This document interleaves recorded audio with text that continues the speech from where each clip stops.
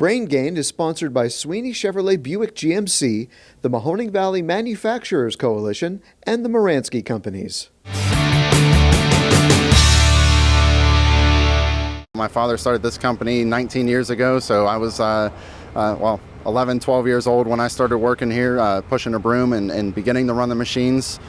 But tool and die is really, from what it's grown to now, it's CNC machining. That would be the tooling aspect of things. The die is stamping die. So we're building stamping dies for the aluminum extrusion industry to punch, stamp, shear, form parts per customer spec. It still is relatively hard to find good skilled people or people who have a general interest in manufacturing that want to pursue this as a career track for them. Now I think we're on the uptick of things. Now I think we've created enough attention through organizations like the Mahoning Valley Manufacturers Coalition that there's enough attention being brought to it that we're changing curriculum. We're proving to parents, schools, students, across the state that this is a viable career option. That there's it's a growing career option. It's very technologically advanced. It's not your grandfather's shop anymore. It's not a dirty, grimy facility. It's technologically advanced. It requires a very highly skilled work set and frame of mind to really pursue and find success in this industry. Entry-level wages are probably starting in that $12 to $15 an hour range. Moving from there, there's really no cap.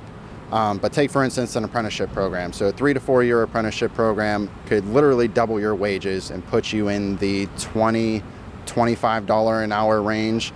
And that's just the beginning of your career at that point. So now if you reach the point where you're a skilled, highly skilled machinist. From there, there's cross-training, there's different facets of the business that you can move into on top of specializing that skill set that you have even more to make yourself more valuable. What can our area do to better educate and let people know that these types of manufacturing jobs exist here? What we could do better is more manufacturers like ourselves could open their doors to let media in to view these and blast it out, so the parents watching the news at home are able to see it, so the educators at home are able to see it. Open their doors to the education facilities, so to bring a classroom full of students through, show how it ties to the schoolwork that they're learning, and make a case and let them know even at that level in school that, hey, this college isn't the only option. What we're doing is you're working 40 hours a week. We're making the investment on the schooling side of things. So we're paying for your training, for you to go to training an additional 10, 15 hours a week to satisfy the requirements of a program like the apprenticeship program, or to earn some industry-related credential like through this Tech Cred program.